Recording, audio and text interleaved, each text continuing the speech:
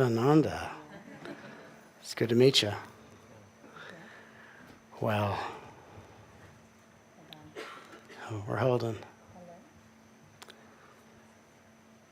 We got in last night, and it's been a warm welcome since we got here. Yes. Thank you very much. Hello. Hello. Thought I'd join the conversation. Absolutely. Well, as the introduction said, I'm Matt Kahn, I'm Joy Kahn. and we welcome you to a very incredible few days that we call the Power of Divine Partnership. Well, Joy and I have been in partnership for a few years now. We've always been in partnership with the divine. And when we met and instantly connected, it was my devotion to spirit and her devotion to spirit that became one. And so we meet you for the next few days to transmit your ability to realize whether it's the path of healing that calls you on this spiritual quest, awakening, enlightenment. When I first discovered spirituality when I was a child, that was the one word that instantly turned me into spirituality. I opened a book and I saw enlightenment and I went, that's it for me.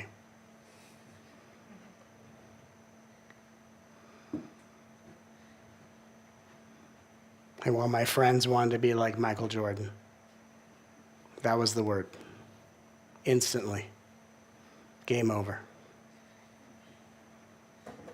So whether it's awakening, whether it's healing, whether it's enlightenment, whether it's integration, whatever it is, of the many things we're going to share with you, and one of the things that we've become known for, individually and collectively, is that every facet of the journey that we not only teach but transmit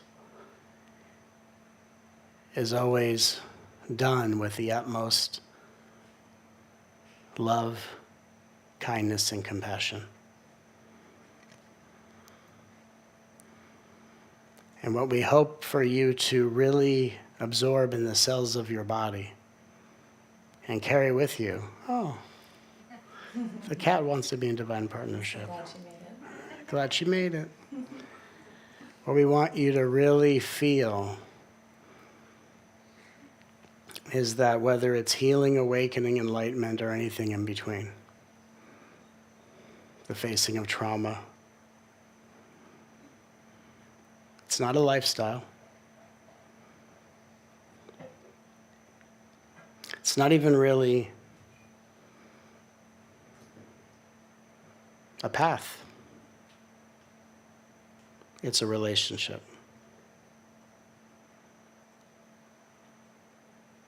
And so as you are here on this beautiful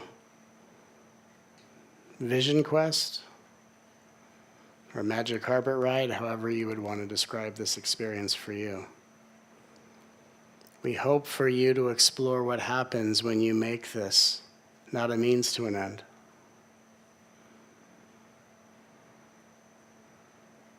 Not a pursuit of a spiritual to-do list, but a relationship between you and the divine. In other words, a relationship between the divine and the divine. Or in other words, a relationship between you and you.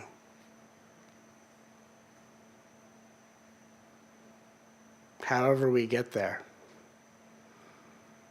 our hope and intention is not for anything to be seen as illusory, but decoration, where although the forms are transitory, what is real in all of this is the relationship. And as you deepen the power of divine relationship, What is essential? What is real? What is unchanging? What is remembers itself as you.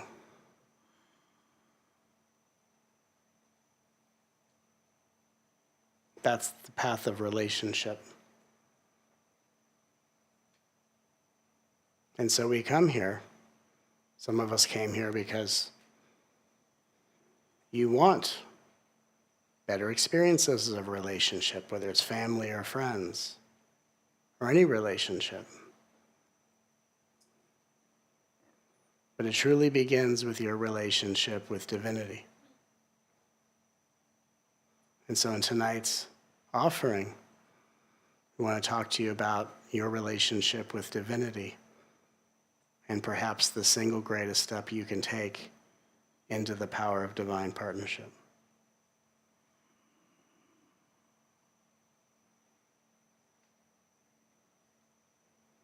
Because of all the things I could share with you,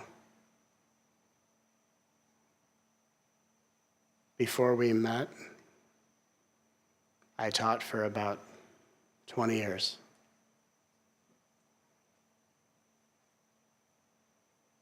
I don't remember most of the events I've taught.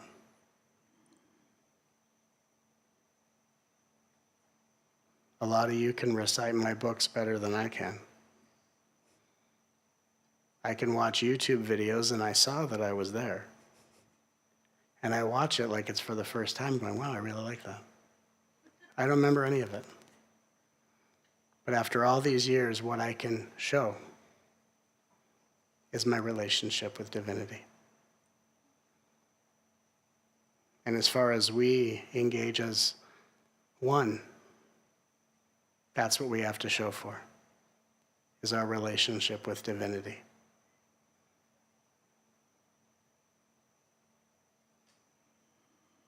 Everything else dissolves, but the relationship remains.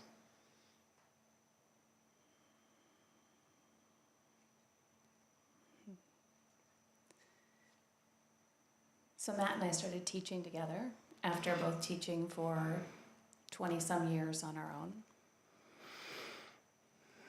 And we noticed that as we came together, we had this beautiful weaving of our teachings. So because we were so in relationship with the divine and that all of our teaching came from that space, we both could listen to the divine and then share what was coming through together. It was one of the most extraordinary relationships to the divine. It felt like an upgrade in relationship. It was an expansion. So as we came together to drop into tonight's conversation, we knew we came here to talk about this relationship and all the others. And as we started to feel the conversation and where it wanted to begin, we felt inspired to share some stories with you as the topic dropped in. Sort of like the journey of spiritual and human awakening is. Something drops in, you have an experience, it's a story in your life, and it awakens you. And then you keep living, and something else comes along and wakens you just a little bit more. I found myself in a room very similar to this about 20 years ago, sitting on a mat with a set of mala beads, a blanket, and that was it. Those were all the items I was invited to bring with me for a 7-day silent retreat. Silent meditation all day, every day for 7 days. That sounded like a lot because I had never meditated before.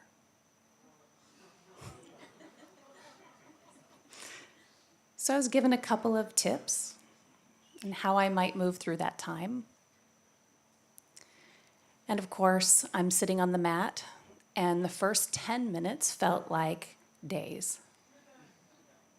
I was running from the thoughts, running from the thought about the thoughts, the judgment about the thoughts, and so on and so on. And several days went on like this as I was having this internal dialogue with myself, uncomfortable, not sleeping well, not getting everything I wanted to eat. And the worst of it, I couldn't tell anyone about it. So no one could feel sorry for me. No one could get me out of there. I was dropped off. One of the beautiful things that happened in that experience is I recognized pretty early on that I was running from my thoughts. I was running from my life. I was running from every experience I'd had until that moment. I had extreme depression, anxiety, and I just wanted it to end. And I was desperate. I was desperate for anything to make it end. If only I could learn to quiet my mind. That's how my spiritual journey began. That's how the awakening began. I'd had an out-of-body experience about a month before I made this decision, and I didn't understand it. Immersed into an experience with no book, no instructions, no mentor. And this was 20 years ago in a small town in Canada, and no one else had this experience. No one else I knew. So I'm in this meditation retreat trying to chase that experience while running from my life. If only I could go back to that place I had gone, whatever that was, with whatever I was with. That feeling of love. That blissful state of experience. If only I could get back there, then I wouldn't have to live this life. Maybe somehow I'd get the secret.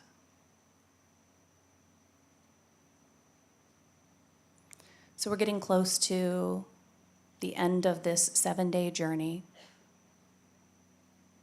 And I realize the thoughts are going nowhere. So I began to talk to the divine. I got curious, why am I here? Why did you call me here? Why am I here? Why don't you talk to me? Why can't I get rid of these thoughts? And that's when the relationship began, the moment I began speaking to the divine. I was waiting for the divine to speak to me, but it was up to me to speak to the divine. To begin the relationship, to say, I want this experience. And so for the last day of that retreat, I had blissful conversations in my mind with the divine. No longer running from the thoughts, but moving closer and closer to God.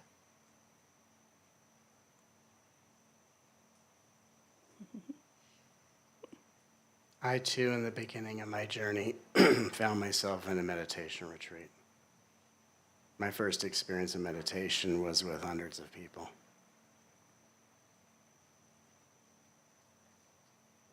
And if you ask me what posture I was taught to sit in, whether it was the instructions, I think it was the way I interpreted the instructions, but I sat in a very spiritual posture.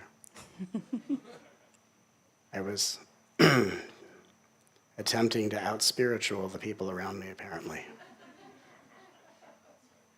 I was sitting very spiritual. I was breathing incredibly spiritual.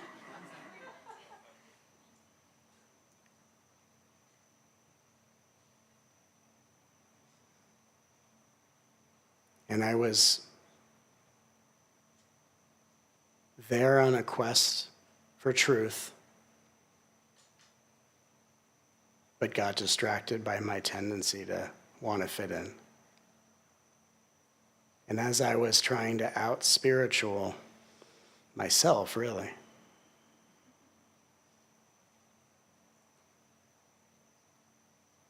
I had a sudden realization.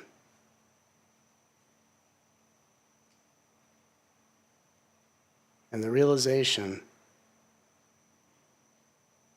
was that for me, spirituality wasn't about being spiritual. That what it meant to be spiritual was the first thing I realized in developing divine partnership. Spirituality,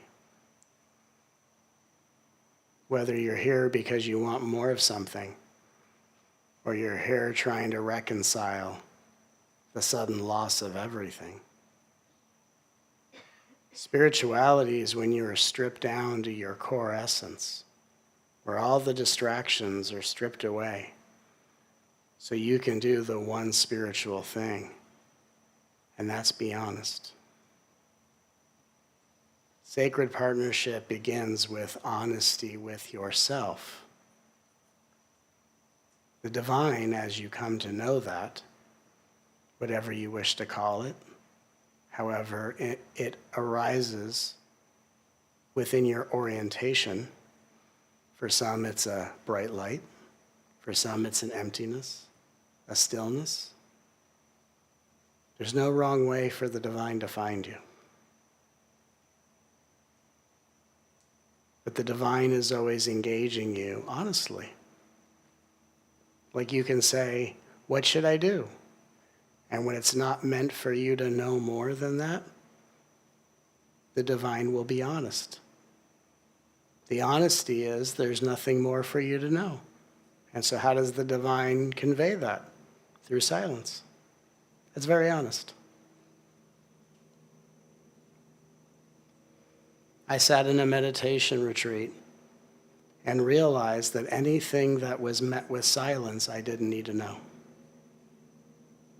And that was how I began to build a relationship of honesty with the divine. And as I began to build an honest relationship with the divine, I became more honest with myself. And then I dared to be more honest with other people.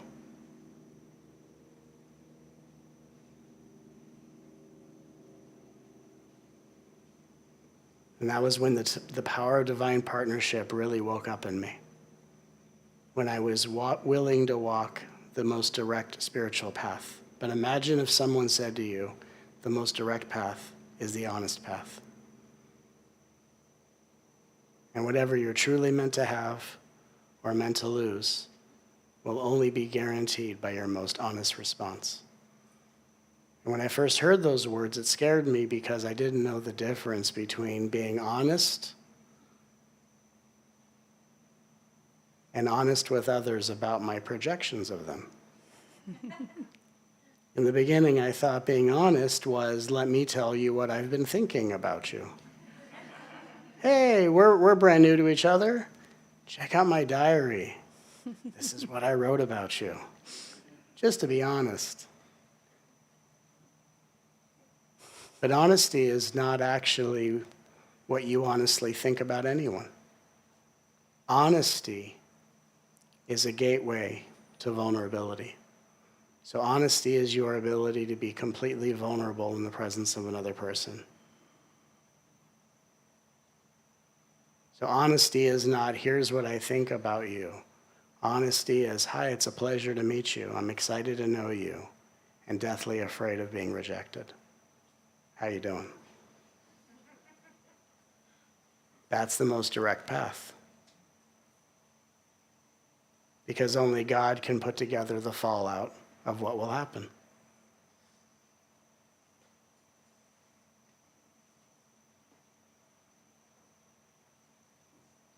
So, I want to give you a teaching that can support the beauty of being honest, but just to plant a seed. What would it be like if you, for the time that you were here, because here we are, dared to bring into focus honesty.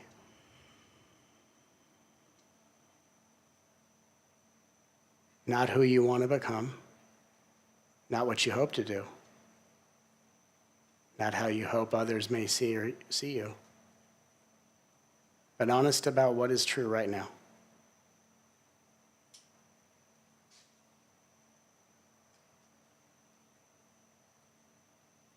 And in the name of that honesty, I want to give you a unique way of looking at a very classic teaching.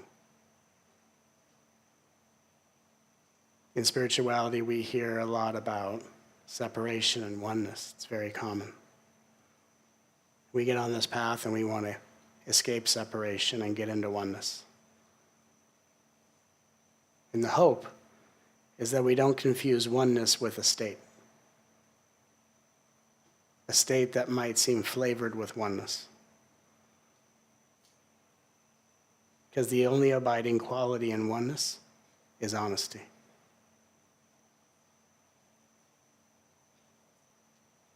There is only one, but when that one dares to be honest, that's when the world wakes up.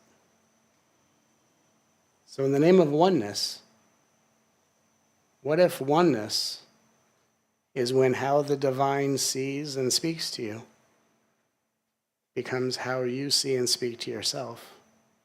And of course, the mastery of that is how you see and speak to others. And what if separation is when how the divine sees and speaks to you is different than how you see and speak to yourself or others? And it's okay if there's that separation, because that's when honesty comes into play. And honesty says, if you can just be honest about those spaces of separation, those gaps, the divine will help you remember what is one. But all you have to do is willing to be honest about those separations, those divisions, those judgments, which comes from fear, loss, trauma. And it's okay. But you're far better off being honest about your separations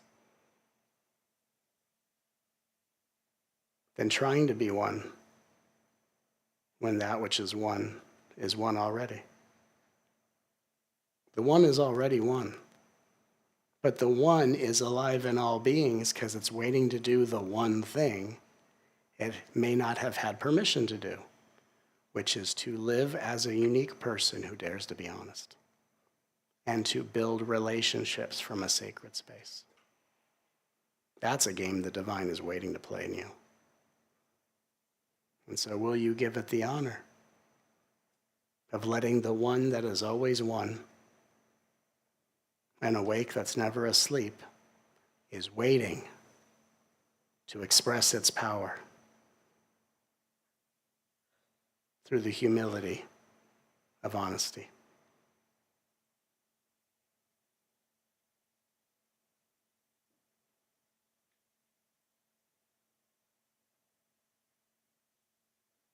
Can you admit what you don't know? Can it be okay to not be okay? If we don't know what to do, what if that's the answer? And what if the minute you say, I don't know what to do, the divine says, thanks for admitting it, I can do it. You just gave me permission. But we say, no, I can figure this out. No. I'm going to find a real spiritual solution. And the divine says, as you wish, and waits. And all the divine needs is permission to solve this problem in you. And all it needs is for you to do the magic, say the magic words. I don't know what to do. It's waiting for honesty to enter your being and to do it all through you and for you more exquisitely than we can either plot or plan this out. And the divine is just waiting, saying, surely you will run out of options. Your ways will not work no matter how many times you try. And surely it will break down the defenses, the pride, and you will have nothing else but in your deepest surrender to admit, I don't know what to do. And that's when the divine relationship wakes up through honesty.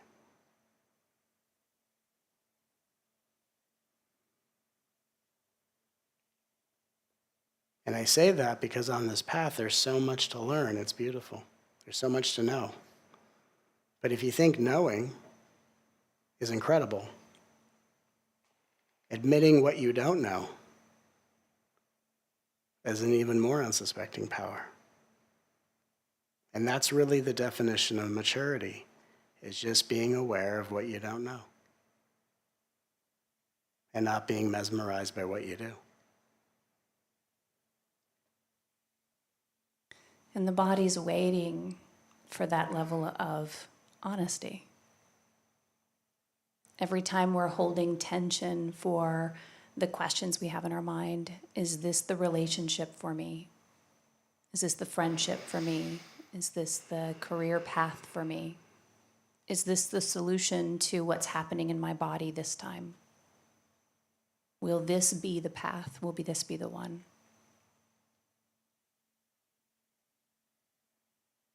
And when we have that uncertainty moving through the body, it causes states of compromise, of believing that until you know, you have to at least have an answer, even if it's not the truth. You have to have a path, a partner, a friend. As long as I have something to hold on to.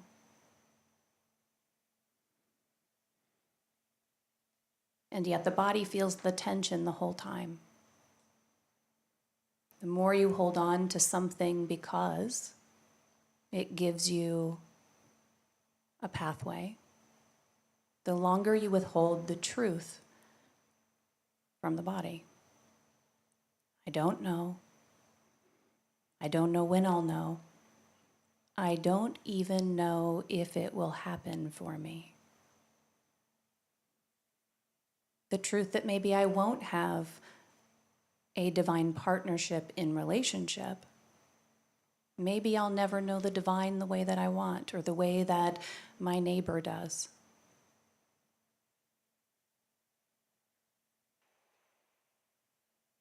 The moment we enter into that experience of truth, of honesty with the body, it relaxes.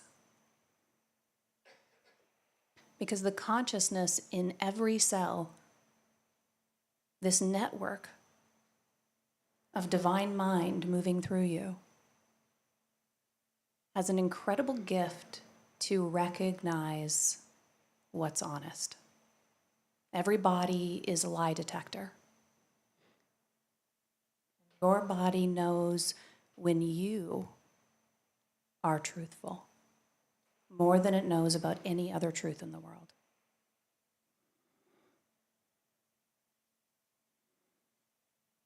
It knows your truth. It knows when you are clinging to something and when you're letting go. It knows when you hope to say the right things because you don't want to lose someone. And so it can feel like such a challenging thing to be honest. Does that mean I have to be transparent and tell everyone every single thing I'm thinking at every moment? That's not always welcome. We don't need to do that. It's about the inner relationship that we're having with the body first, the inner relationship we have with our own truth. This becomes the pathway, the embodiment of that honesty becomes the pathway to the honesty with the divine. When I sat in meditation and got honest about why I was sitting there, it opened things up. My body relaxed. I could sit there. I could have stayed for weeks. When Matt and I met, We sat on our third date in the same 24-hour period of time. That's right. We met and decided to date every 20 minutes, and it's incredible. And in one of our conversations, we were practicing this level of honesty. I looked over at Matt and I said, I'm really excited about this. I've never met someone that I have this kind of connection with. It feels exquisite, and I'm really scared. I don't know what to do with that fear, but I'm feeling it. I didn't need to tell him about my past. I just needed to tell him what was here in the moment. And what did you say?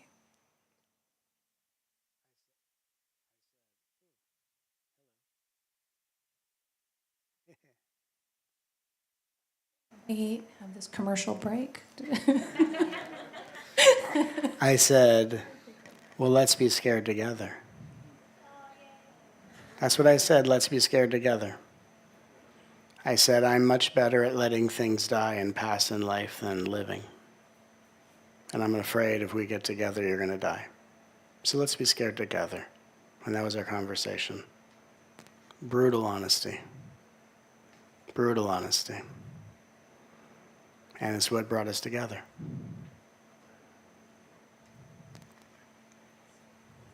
The divine already knows, and the divine is guiding all of it. Divine already knew we were terrified. It already knows everything that you're feeling.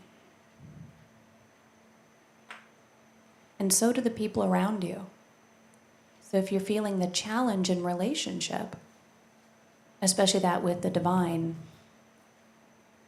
I love what Matt was saying about not wanting to show up in that really spiritual presence, wanting to really prove that we had that connection in order to be in relationship.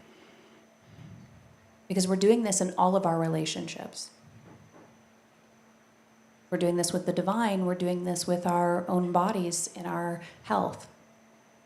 We're wanting to present a certain way. We're doing this in our relationships, wanting to present in a certain way. And so there's this radical truth that happens that arises from the body. And even as we talk about it, you can feel how so many things in your body want to move up and out in favor of just being truthful with, I feel uncomfortable, or I feel hot, or I'd like to move my body. I'm not sure what's next for me. And imagine if you gave yourself the space to hear those kinds of conversations happening inside of you without the judgment, but with curiosity.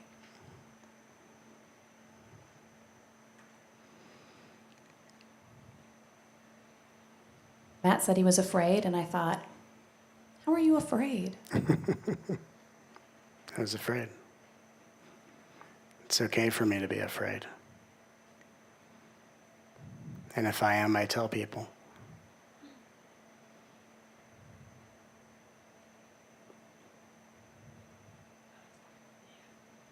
And what I learned in the spiritual path is that in the beginning, I thought there were so many things to get beyond.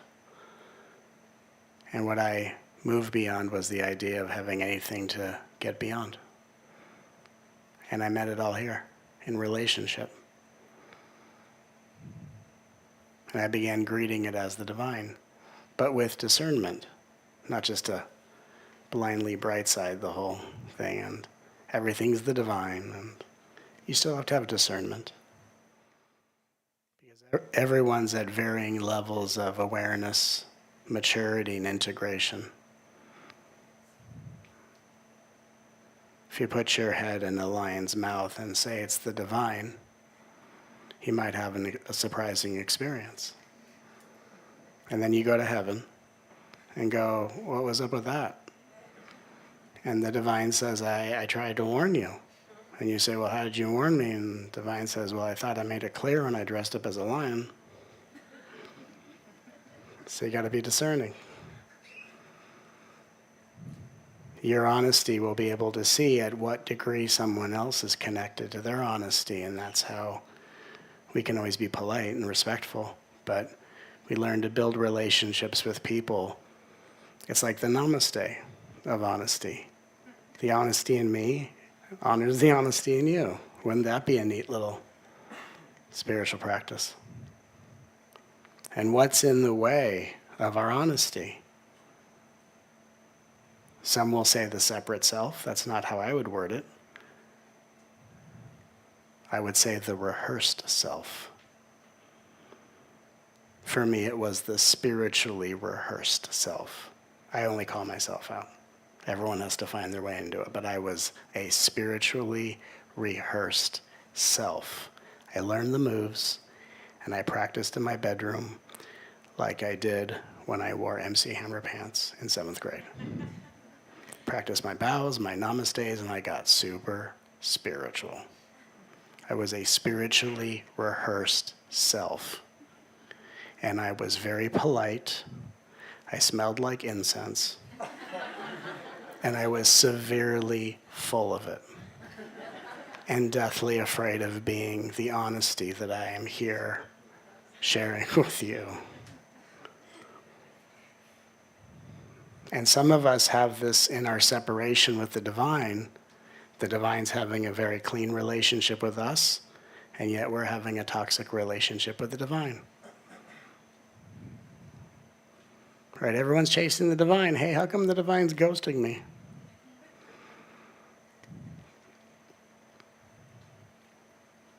And so it's honesty that brings you into a divine partnership with Source in the way that it's relating to you. It's relating to you by being you. And it says, if you can remember or sense what is within you, then you're ready for your path. But it's a path of honesty, and that may be the fine print that we haven't seen. But I just want to share from my experience and testimony that there is nothing within me that survived this journey but honesty. The rehearsed self was melted, incinerated, and it was for my own good. And as I sit here with you in just this really exquisite relationship with honesty that we share with you as the first step in building a divine partnership.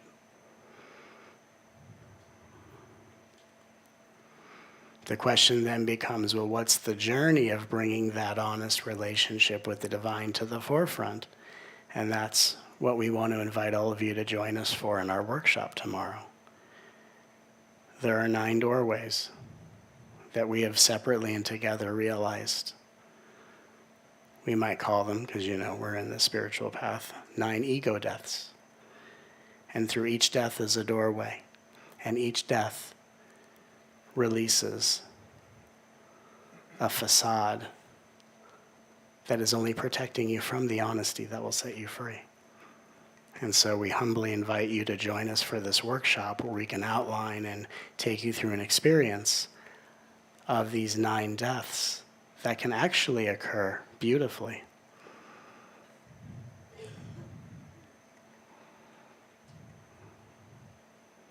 And I got so used to in my path the endless deaths until Joy and I met, and I realized the final death was my willingness to live and to live honestly, which had always been there. But to build an honest relationship with your mind, with your heart, with your body, with your ego. It's okay to have one of those. With the world, with others, and even with people you do and don't resonate with. And as long as the honesty is what's abiding, you are always transmitting a frequency of light that is helping the world wake up through your words and actions of nonviolence. Your ability to be humbly honest and to honor the divine in yourself and others with discernment. And so with this evening talk,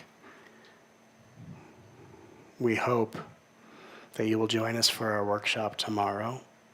We will certainly be here each evening for the next couple nights. And our hope is to have a conversation in maybe a different way, because different words just open up different parts of ourselves.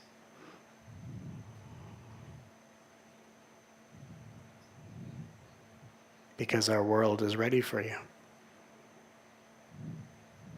Our world is ready to wake up completely.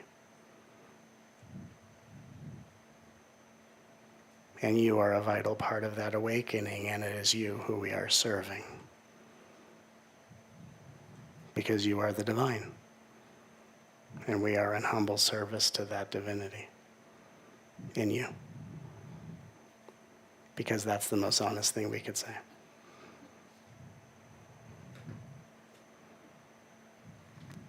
Each of these truths, or each of these doorways Yes. that we face, they bring us to a deeper wholeness with our own truth. It becomes easier to be truthful when you see on the other side of the door. So as we got ready for tonight's talk,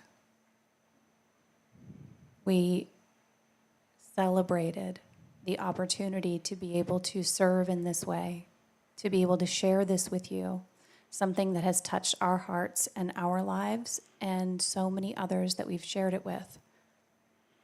But of course, as always, as we share it in these next few days with you, we share it in a new way with information that is co-created just for this space and the relationships that you are walking with. So thank you for being here with us. Thank you for allowing us to share this with you and to be more honest with ourselves and you than we've ever been. Thank you.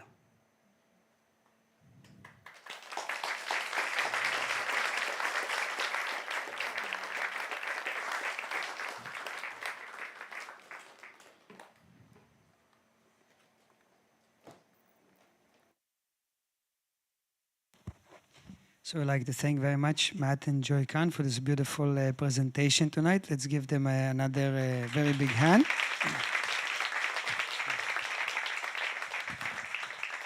And they will continue this program on the power of divine partnership with the workshop at 12 and in the evening satsang. So now we'll go over the schedule for the rest of the day tomorrow. Tomorrow morning, we'll have the morning satsang here at 6 a.m. and we'll be sharing teachings on the subject of finding joy in adversity. 8 o'clock, we'll have the yoga classes. We'll have the intermediate class on the beach platform and the beginner's class on the Bay West platform. 9:50 the brunch, 11 o'clock the ashram welcome and history tour, living from reception for any new guest. 12 o'clock, continuing the program on the power of divine partnership with Matt and Joy Kahn. 4 o'clock, the yoga classes in the same locations. 5:50 the dinner. 7 o'clock, the chanting of the Bhagavad Gita, followed by a short study with Swami Sharavananda Giriji Maharaj in the main temple. And in the evening satsang, we continue the program on the power of divine partnership with Matt and Joy Kahn. Tonight we have a request to dedicate